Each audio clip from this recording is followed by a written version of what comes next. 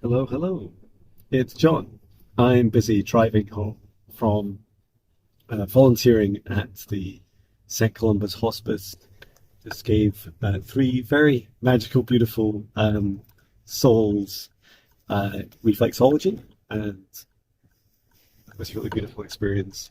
And there's such angels that work, so really, really appreciate them. Um, okay, so I'd like to talk to you today about the very interesting topics of souls, our incarnations, um, the different dimensions and versions of us, and then also I'd like to talk about um, timelines and how do all these bits and pieces fit together. So, where do I start? Um, let's start with souls and incarnations.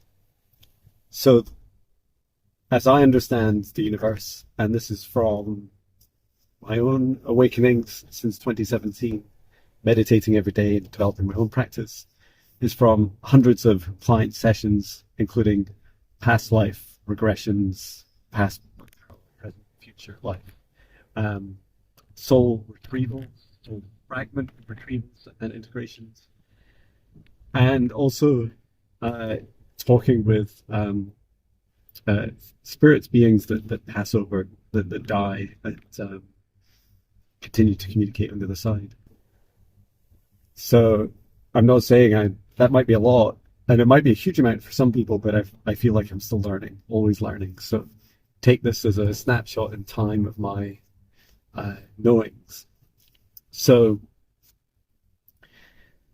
the soul, if I talk about myself, my soul um, has many different incarnations. And those incarnations go back over thousands and thousands, in fact, eons and eons of years. And you could say it starts simple, where there's like one incarnation after the other, right? So imagine a universe where you can only have one instance of your soul being incarnated at any given time. So let's say my previous incarnation was called Helen, who lived in New York in the early 1900s. And once she died, there was a gap, and then John's life was incarnated. So my soul came into being as John Binnie, as I am now. And apologies if you can hear my GPS. I can hear it very loud in my ears while I'm driving. Okay, so that's pretty simple, right? And so this isn't the full picture yet, right? But let's start with keeping things simple. So when John dies, I will my incarnation will cease to exist, and John, as a being, as an instance of my soul, will return to the light, will return to source. And as part of that journey, I'll have like this, a lot of people call it like their life review, almost like a self-judgment. So like the only real judgment in this universe is yourself. And I will relive both the experiences that I had myself, and then how I affected others. And all those times I made people upset or cry and hurt people, through to all the times that have helped heal people and you know love them and make them feel like they're the happiest person in the universe, like, and everything in between. And so that that self review is a really important aspect of incarnation, because once that happens, my soul then gets to make a judgment of what growth is required next. And often we're put into these lifetimes for repeating patterns, right? So I know some of my patterns in this lifetime I'm healing are, developing such strong metaphysical, psychic, and energetic gifts, and at the same time being grounded, being able to function in this 3D reality. Also healing from lack, like a lack mindset, and never having enough, to a universe where I do, where I have more than enough. So anyway, that's like, singular kind of linear reincarnation. And when you're born, you forget everything, not immediately, but you begin to forget through, sometimes people call it the veil of forgetfulness. And really the purpose of that, I feel like it's, many souls have tried to, or many, races, galactic races have tried to overcome the veil of forgetfulness, if you like, because if you don't forget, it's kind of like immortality, right? Because you can just keep getting a new body, but you can try and redevelop yourself back to being the same person, or at least with the same wisdom. I'd also like to say that every time I incarnate, I have a very different personality. And I think that's really important, because John has a very distinct personality, and it's different from my soul. My soul has seen many incarnations. And so that's really important, because also John is finite.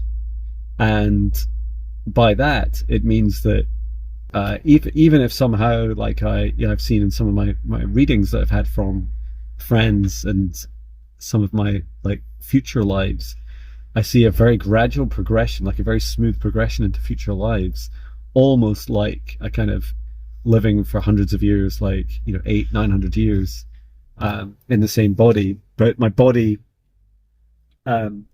ascends and becomes like crystalline, and almost like a blend between crystal, liquid, plasma, almost like a living spirit with some physical, like 6-dimensional being. So that's all like, that feels like it could well happen. It feels like there's timelines of me where that does happen. But it doesn't happen for everyone, and not everyone chooses that path. And there's lots of benefits to dying, within like a human lifetime of like, whatever the average age is now, like 80 something, at least here in the UK. So then let's think about a little bit about the difference in personalities, because I think that's quite helpful on this explanation journey. And plus I've got on track. So let's think about the aspect of knowing what it's like to know a past life version of you. I was aware of a past life version of me, living in a town in the Scottish borders, and we've had a holiday house there now, running it as like a small business, letting it out for short holiday lets, like a week at a time. We've done that for like the last 3-4 years, and every time I do a little bit of research online, I talk to people, because I'm not going to name the person. Let's just call him James, because the family is very much still alive, and his descendants. I also get the impression they don't really like talking about him. But my soul incarnated as him, and from what I understand, there were similarities, themes that are in common between him and I, between James and John. So, for example, we both developed quite strong psychic abilities. Um, we both have traits of leadership. You know, I've been in senior management for many years. I was going to say decades, but yeah, at least like 15, 16 years. And that's been really magical. And then there's also the aspect of um, relationships. In fact, I've reincarnated with my now wife before. We've met in previous lives, and there's he was very curious about nature and spent a lot of time studying nature, even when biology wasn't really, well understood, or even evolution wasn't widely accepted or understood in whatever form you choose to believe in it. Um, so yeah, they're just some of the things, and I love nature. John loves nature. It's funny talking about yourself in the third person. Okay, so that is the first concept, right? So that's John and who do we say? Was it Helen? And then previously um, James. Like, these lifetimes are different incarnations. They're also different genders. Same soul. Uh, and it's interesting, right? Like, how do I now know? How did I learn about those previous versions of me? Um, and there's definitely like outside influences that trigger the remembrance, that activate that memory. So James is probably the easiest to talk about, where after after buying a house there, that it turns out that wasn't he actually built a previous house that we lived in our current town. So that's like really magical. And we lived in it. Um, and it was almost like there was things that happened in James's life that were unfinished business. Like, he never lived in it, although he really wanted to. It was seen as too small for him. I think there was also the sense that some things happened there that made it gain a reputation, and he didn't want to perpetuate that or add any fuel to it.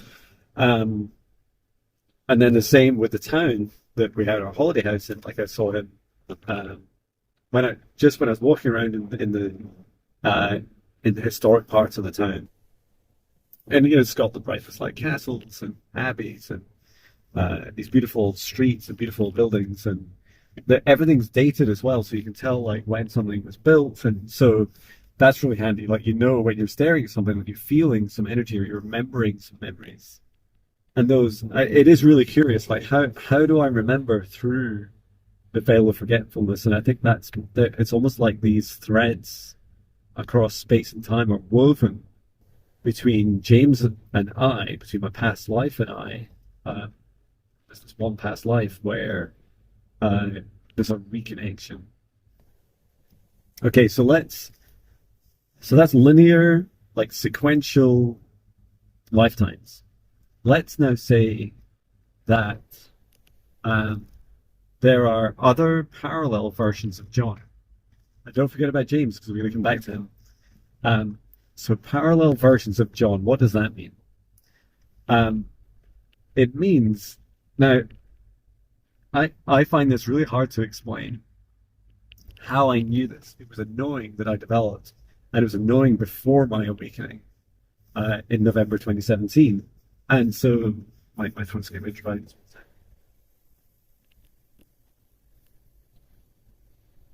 In fact, you could argue it's part of my awakening, my kind of pre-awakening. So before I meditated, before I really did anything spiritual, if you like, and I believe the time frame must have been around 2016, 2015, 2016. I remember walking our dog, and I also remember going for runs in the morning, and I remember thinking, I think I was like, I was into UFOs at that time and ghosts. And I remember feeling like there are multiple universes and these different timelines, and that there was lots of different versions of me living out John's life in parallel instances of myself, all under the same soul, all with the same or thereabouts personality, that they're all John.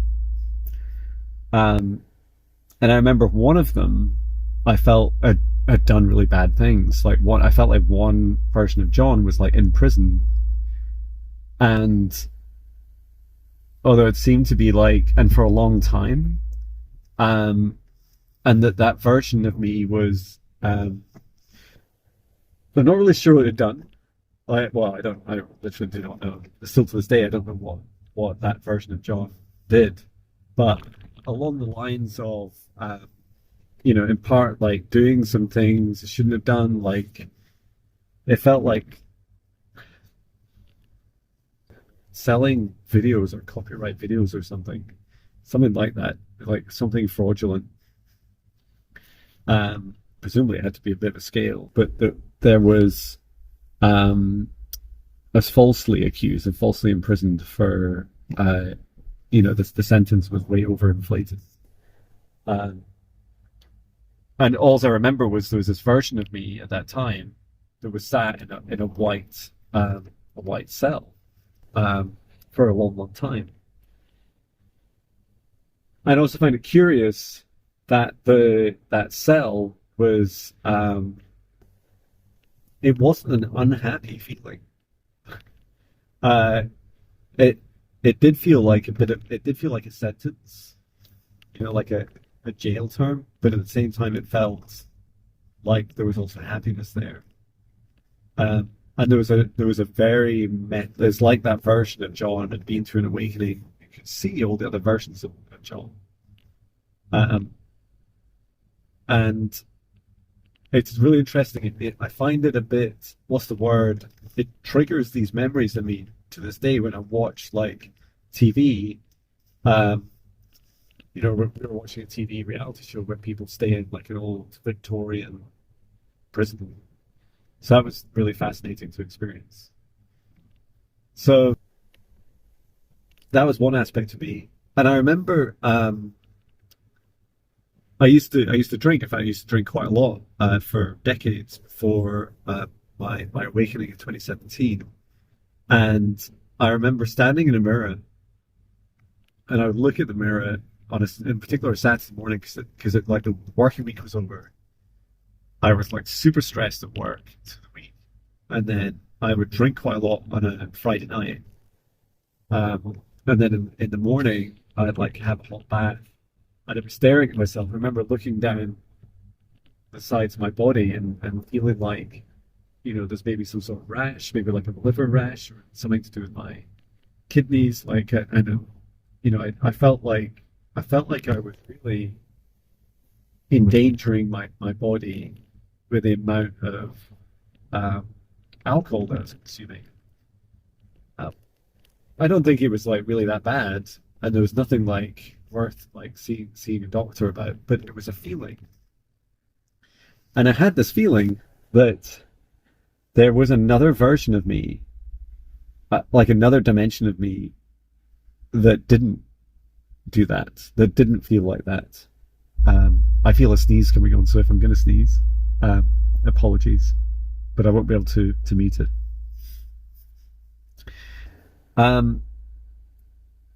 So I remember thinking, there's a different John, there's a different way, there's another way of living. And it's really funny. I felt like there was this version of me calling. And every Saturday morning I'd come up and I'd look in the mirror and I'd stare at myself and I'd be like, there's this version of John that doesn't drink. There's a version of John that's actually really happy and really quite high vibration. And I just kept feeling it.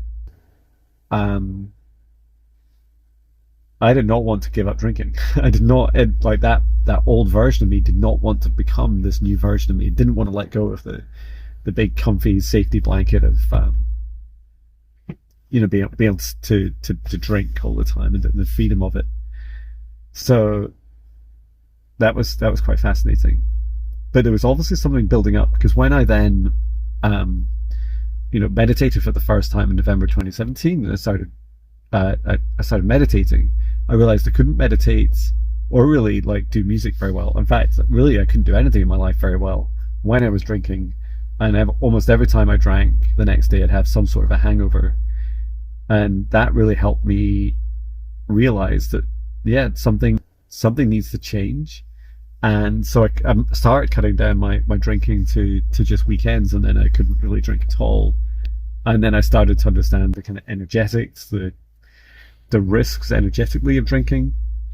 I think in particular, the more sensitive you get, the more you grow your abilities. So yeah, that helped me then realize that I was becoming like, not, some people label the instance where you're the situation where your higher self, or the highest version of you, walks in, like called a walk-in, where they walk into this highest version of you, walks into the present version of you. There was definitely some aspects of that label happening to me, like my higher self was walking into me, but I don't feel like it was jarring, and it's been a very progressive process. And if anything, it's kind of like the other way around. It's like John is walking into his higher self. Like, I am becoming the highest possible version of me, descended me, that my human body can hold, and that I can still function in this reality. Pay bills, pay taxes, talk to people, sleep. These human things we do. Don't know why it's the same, it just seems a very grounding thing. Okay, so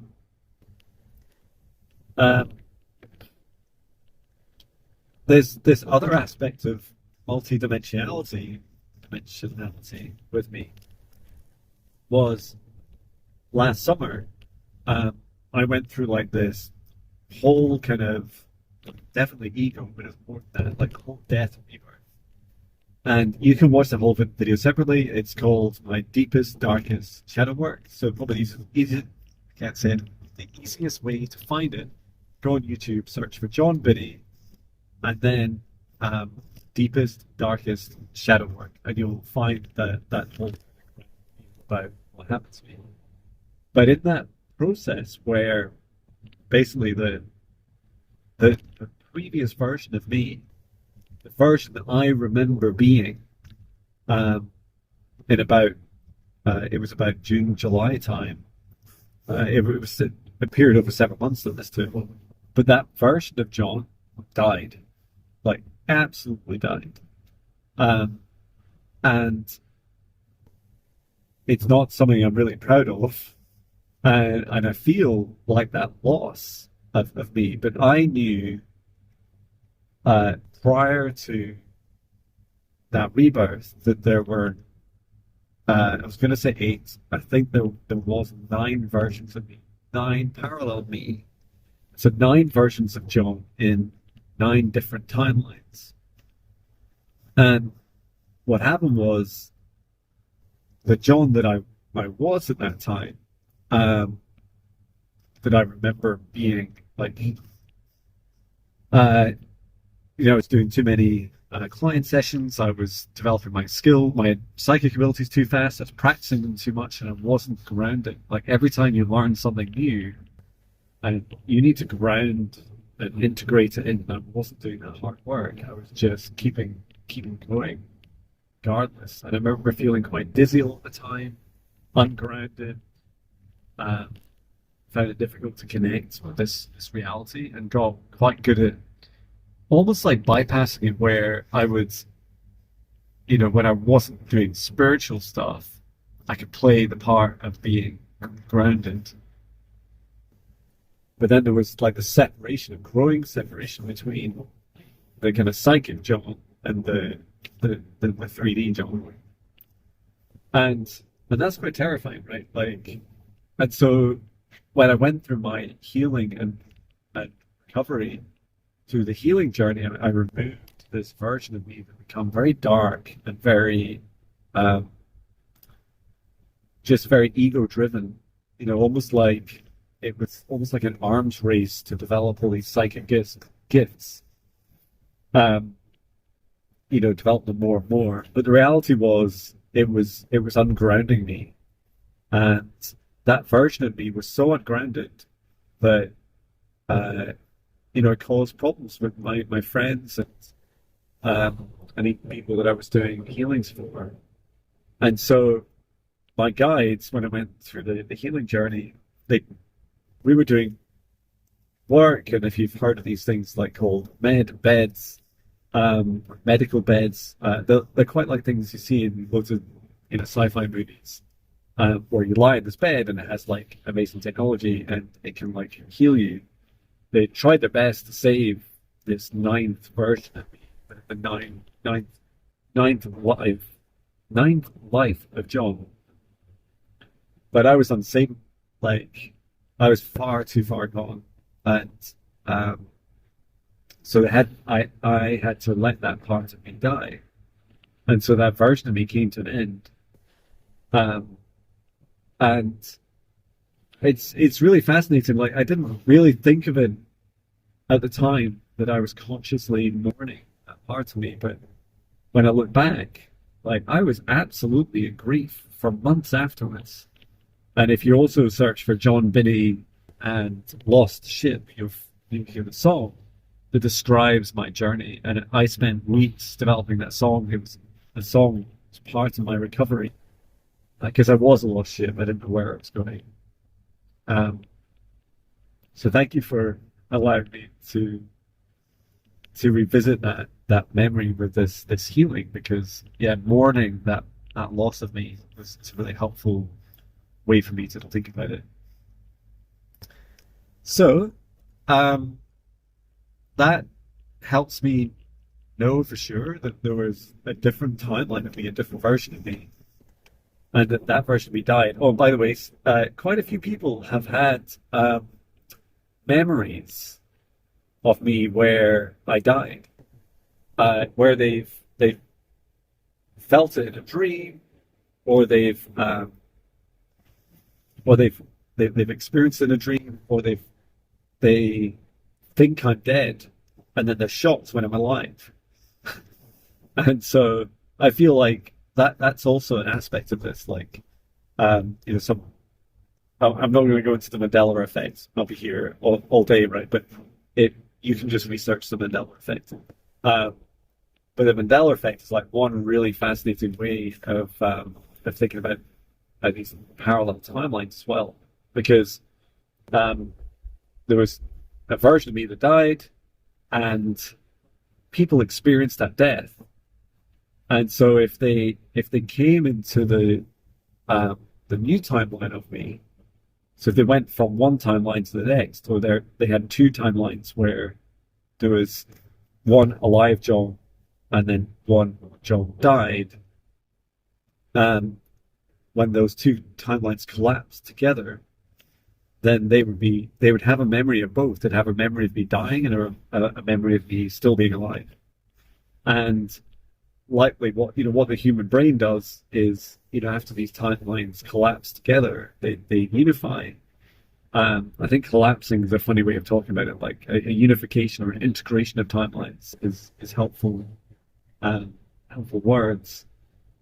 Once that happens, you kind of have these dual memories, and that's very much like the Mandela Effect. Like, some people have two memories. And I was just thinking about this today. Like, I've been learning reflexology. Reflexology is a therapy where all the organs in your body, every aspect of your body, manifests as nervous system points to reflexes.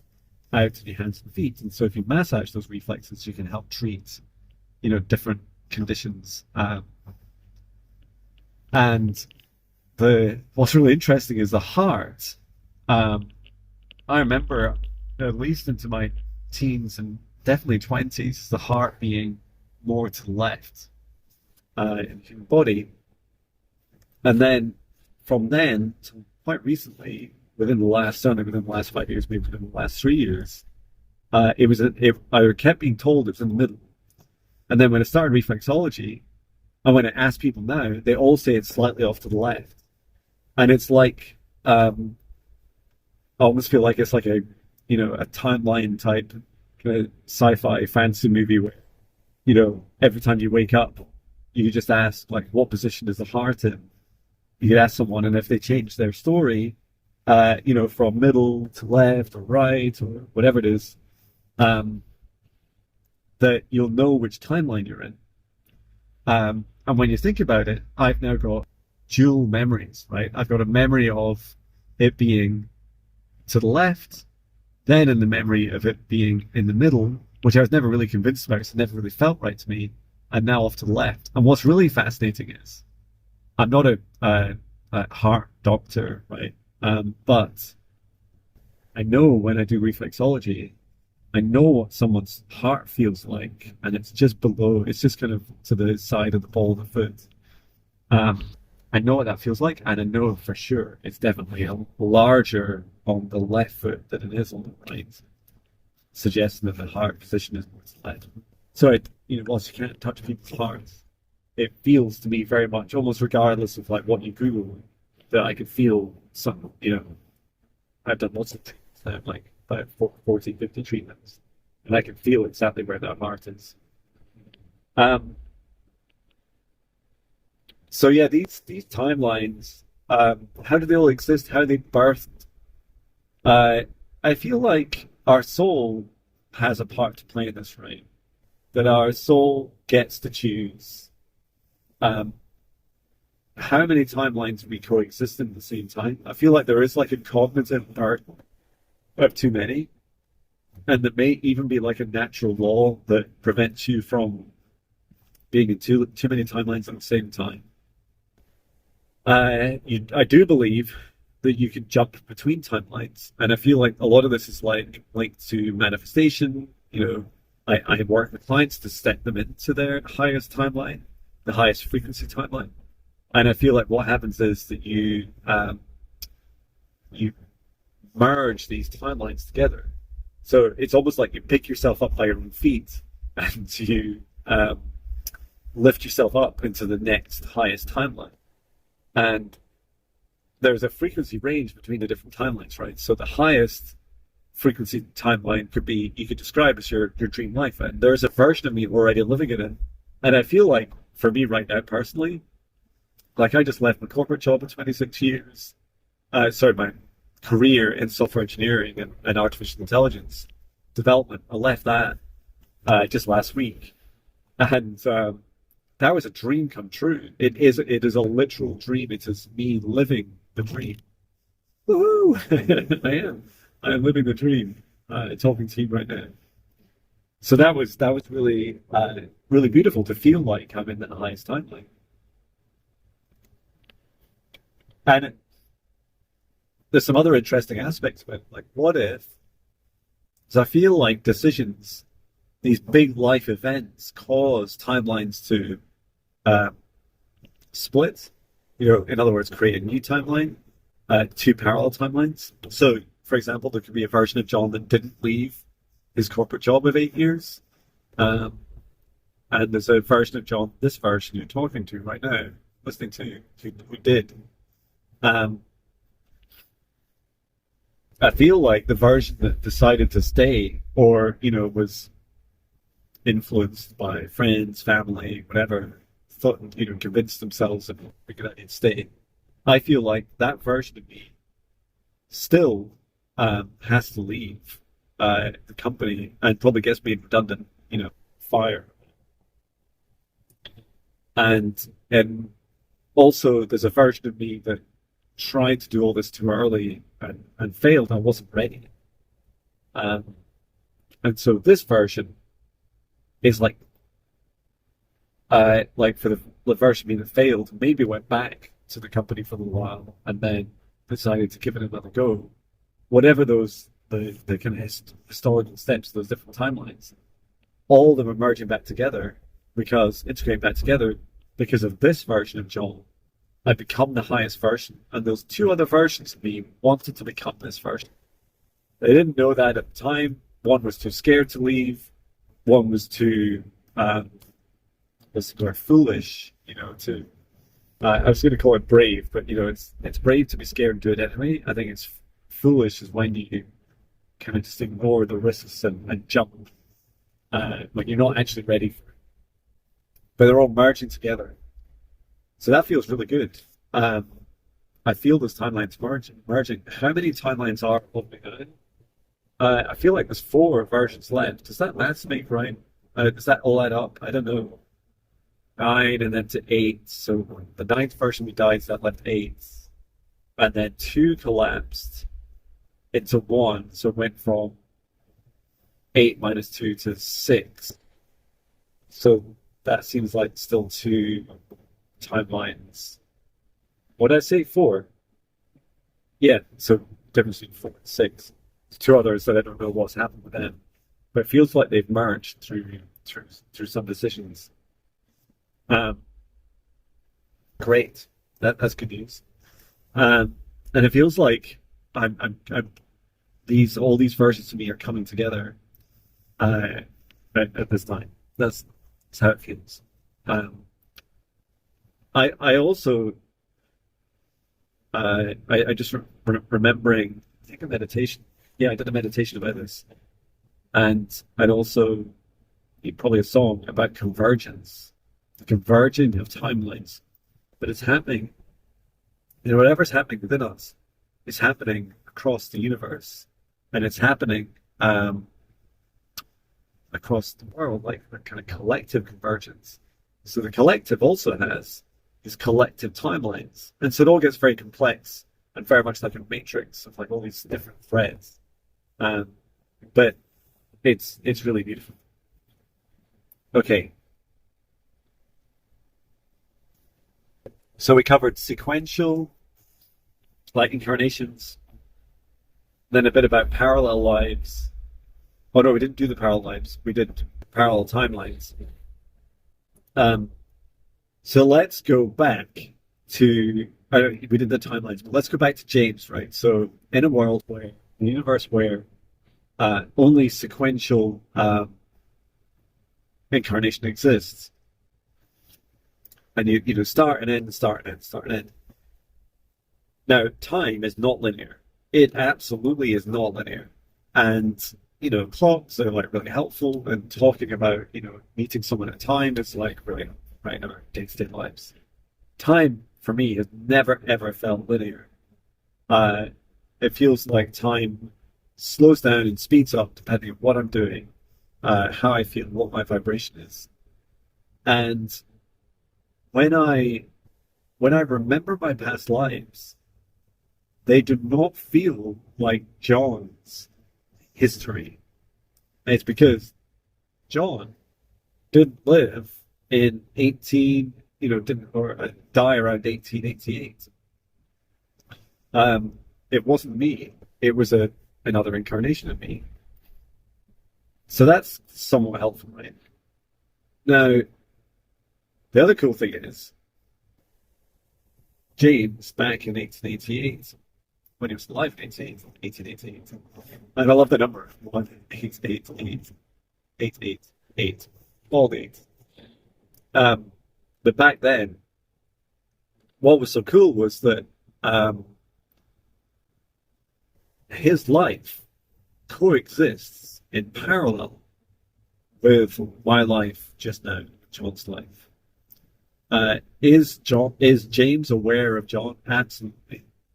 Are John and James able to communicate? I must admit, he has taken me on tours, like walking tours around the town where he lived, when I visit them now. And he remembers doing that when he was alive. Um, and that I was like a bit like I see him now. I see him kind of like a ghost, like a but he's not, right, because he's just very high vibration. He's just living his life. He is alive, but his spirit, like his light body, his energy, is visible to me both psychically, energetically, and also sometimes physically. So that's really cool. We're kind of like spirits to each other when we, when we connect across space and time to do different incarnations of ourselves. Um,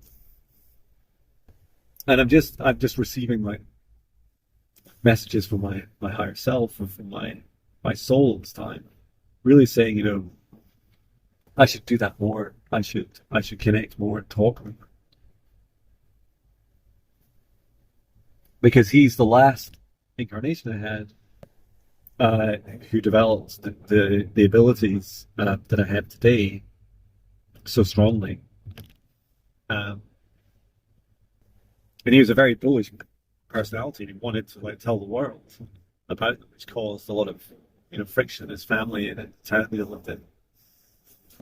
Anywho, so in that respect, James isn't it exists in parallel. There are boundaries. Like it's helpful to see dimensions and timelines. It's like bubbles, right? So rather than being like linear planes where they're like start and end, or they're like these threads that keep going forever, a bubble you can imagine floating around in this quantum universe, bouncing around of each other, and that when James reaches from past life to his future life, which is me, John, just now, he has to reach from his bubble, through his bubble, into mine, and it's like the 80s Aha video, "Take on Me," the first song ever called single. He's reaching through that bubble, and instead of his physical form being able to reach through the dimensions, what reaches through into my bubble is his energetic form, and vice versa. So that's really cool. I also have memories, and I have to wrap this up a few minutes. I'm almost home. I also have a parallel life where, in this physical reality, there is a past version of me called Trinity, who lived before James, who was a grid worker and did a lot of energetic grid work in the area that I live in. And what was really fascinating was that recently she chose after she passed on to come back into John's timeline as a light being. And initially I saw her, like, I think this all happened about a year ago that I started to see her regularly. And she's been busy integrating herself into the energetic grid and becoming like a being, almost like an elemental energy being within the existence of the energetic grid, the ley lines that run around like an internet of energy around the planet. And I talk to her like she's a guide, like she's a parallel life of me, and I call it parallel because she lives and breathes. But she exists only in this reality, in John's reality, and yet she's a parallel version of me. So that's really cool. And yeah, say hi to her most mornings. So I run past her where she is. And I always send my love and gratitude for the incredible work she's doing. And the future versions of me, I've done readings with people, but I've also had very clear future memories, like remembering what it's like being that version of me, and that future version of me keeps coming through. And it is like almost like a linear progression over hundreds of years of where John is today, continuing to evolve. Excuse me. Sneeze with Mexico. Bless you.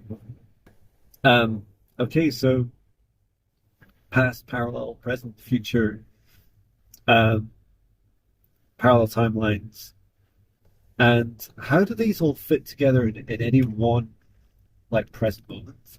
I feel like a great way of thinking about time and our present moments, like John's present moment right now, or the present moment you're in right now, is that there are many and that there are really an infinite potential of present moments. And they are threaded together with our souls help us connect these different bubbles of every infinite present moment of us, past, parallel, present, future, all the multiple timelines and all the frequencies of them, um, high vibration, low vibration, everything in between, that they're all like connected with these little silky light threads. And these cords that connect us can be pulled tight, and we can pull them together and then allow those bubbles to integrate with our present moments. Um, yeah, I'd love to draw this, but you can imagine many bubbles floating around in the air, like when you blow bubbles like you used to when you were a kid, or still do. Um, and that sometimes they merge, sometimes they stick together and overlap, sometimes they pop. These are the infinite present moments. I felt like I just spent 50 minutes, or almost 50 minutes, telling you at the end how it all works. And I wasn't really entirely sure how it worked, or at least John wasn't. And I knew that while I was driving, I didn't want to start channeling my guides or asking. So they've been very helpful. So thank you, guides, for bringing through information through this, my intuition and my own wisdom, my own knowledge. At the same time, I would just love to hear your reflections of this, your own experiences. And I feel like I don't I feel continually guided to talk practically, talk physically about, how do these things really work and not just on the theory. I get so bored and so lost. Like people start talking theory and they give, all these kind of marketing names to stuff. I guess even like infinite present moments is like, or infinite possibilities, like these are some of the terms that you kind of market, but I'm just trying to find words to describe the magic of the universe. So yeah, I hope this helps you. Hope it finds you well. Please do share with me in the comments or message me, DM me. Uh, Share with me your experiences, and of course, you're always welcome to book a session with me. Visit johnbinnie.com, and I do all this sort of work for you with your guides. Through you can do like a quantum energy healing, take different dimensions, and then there's also the um, soul retrieval. If you've got soul fragments and you need that merged together, you want to be integrated, then that has a different service. It's called the negative entity and soul retrieval um, service. So yeah, these are all things you can check out. The testimonials on my website. There's even about a third of clients like to share their videos and experiences. So uh, their whole sessions are on the testimonials videos page. So yeah, I hope this helps. And thank you for asking about this. And I hope this finds you well. Sending so much love from Scotland. Take care.